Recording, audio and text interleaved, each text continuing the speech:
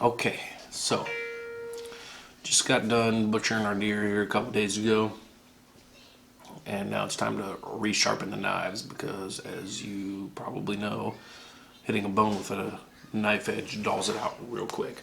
So I usually do this every year after I butcher a deer up. Salvatore, hush down a little bit, please. I only use these knives to butcher a deer or cut up any other kind of game meat, so they don't get used that often. These ones I use, I actually like them a lot. They work great. They're Chef's Collection, stainless steel, wooden handle. That's good steel. I don't have any problems with it rusting or anything like that. I usually put a light coat of oil on them when I'm done sharpening them, and they just sit in the drawer till I'm ready to use them. So today I'm gonna use my Wicked Edge knife sharpening kit that I bought probably 6 years ago, and I absolutely love this kit. So this is gonna be a kind of a review on this as well. I highly recommend buying something like this. And I don't know if they still do it or not, but when I bought this, they did offer law enforcement, military, first responder discounts to their stuff, and that was awesome. It took off quite a big chunk because it's not the cheapest knife sharpening kit you could buy.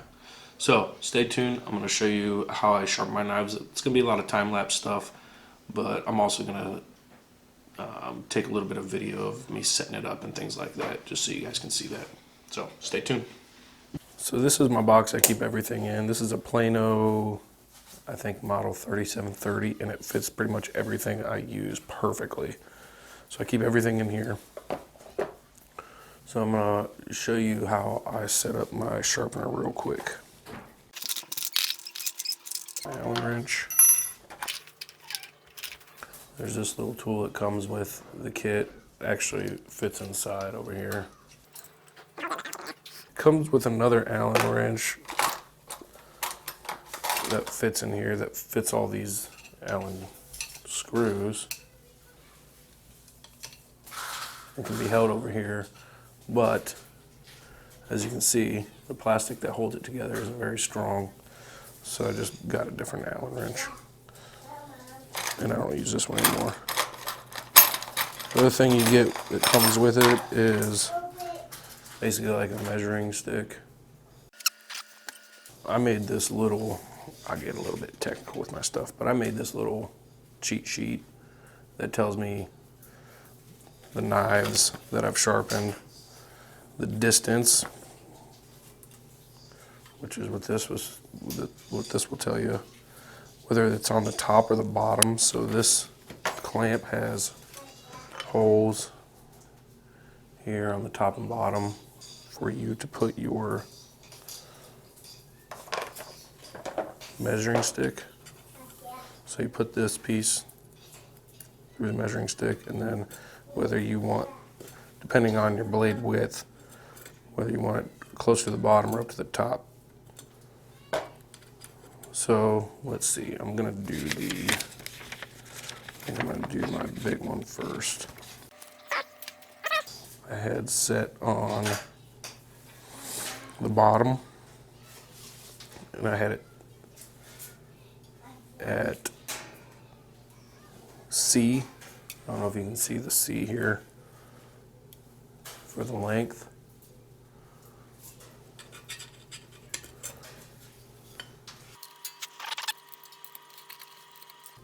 A lot of times what I'll do before I put the knife in there is I'll put some painter's tape or masking tape on the knife part that's going to be clamped, just to kind of protect it a little bit. So I got this in the bottom hole. And I measure it to the C1/2.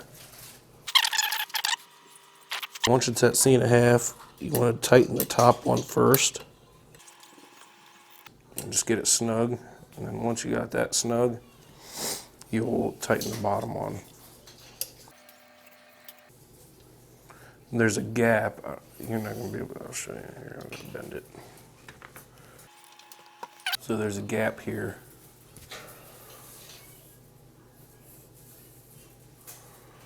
So the thickness at the top, you want it to be the same thickness on the bottom. So I just need to tighten it a little bit. If it's the same thickness on the bottom, that means it's telling you got a good grasp on it. So it's a little bit wider, but that knife ain't coming out of there. So the other thing I bought when I bought this kit is this Remote angle gauge, because this helps me set my angles a little more precise. So I think I got this on Amazon. It was pretty cheap. What I do, I set that on my piece of marble that you can purchase when you buy the Wicked Edge, and I zero it out. So once it's zeroed, I'll put it up here, and then I'll zero that out. Just trying to get it as accurate as I can. Okay, so that's zeroed out. Now, the last time I sharpened this, because I wrote it down here, I sharpened it at 17 degrees. So I'm gonna take, I always use my 800 and 1000 grit stones, usually the 1000 grit side, and that's where I'll set my angles. So I'll put my stone on there, and then I've got a piece of painter's tape on the side of this because it's magnetic, and it magnetizes right to the stone. And you can see that is at 15.7 degrees right now. Now sometimes you do need to move it up and down just so it can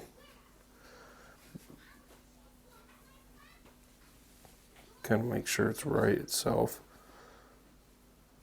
So that's pretty close. So then down here, this bottom screw down here, you just loosen it and then move it out or in. Okay, so right there's 17.5. There's 17. So then you'll just, and it'll fluctuate a little bit, but that's all right. It ain't gonna hurt anything if it's just a little bit off. So we tighten that knob down, and then I'll just tighten it even farther with my Allen key. Make sure it don't move. Okay, so that side's done. I'm gonna do the same thing with the other side. You can make minute adjustments on this. I don't really take the time to do that because it's not that important to me. I just want to get it close.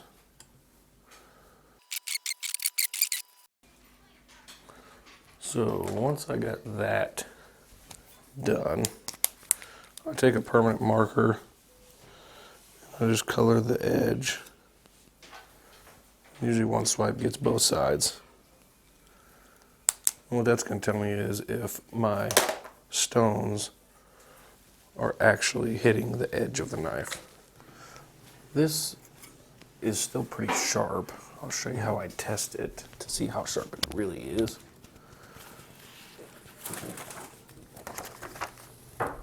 Nobody uses these anymore. Phone books.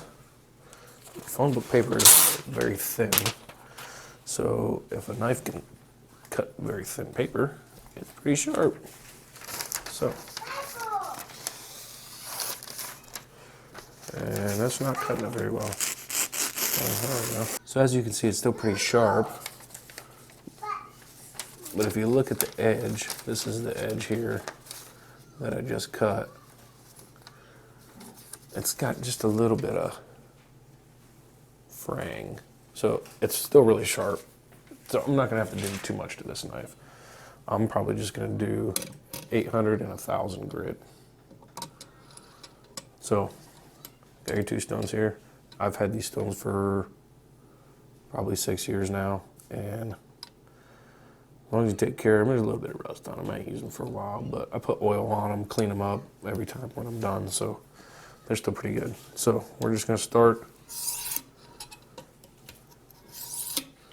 I'll do that a couple times on each side just to see if it's taken away that red permanent marker that I put on the edge already.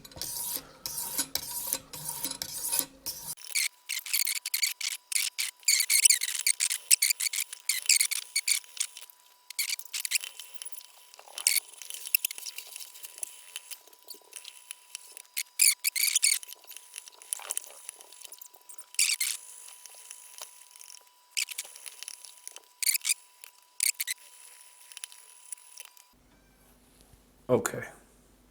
I had to switch up the camera view a little bit. That was bugging me because the camera was moving quite a bit when I was doing this. So now we got to switch it up. We're still on the 1,000 grit side. Problem with this suction cup clamp, it don't work that well. Okay, we'll get to doing the 1,000 grit side.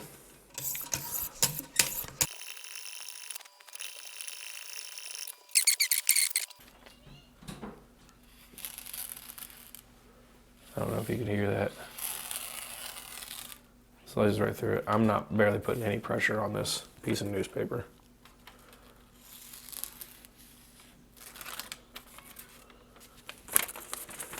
So that's pretty sharp. So I appreciate you guys watching this video. If you wouldn't mind, like, subscribe, and sharing the video, I'd greatly appreciate it. Especially hitting that like button. That helps people view my video a lot easier. YouTube bumps it up on the search list when it's a highly liked video. In regards to the Wicked Edge, I highly recommend buying this. I know they have new models out now. I'm not quite sure what they are because I don't have a need for it. I have this older model and it works perfectly fine. I'm glad I purchased it, and I will continue using it until it breaks. You all right, Sal? Yeah. Okay. Sal's all right. All right. Appreciate you watching the video.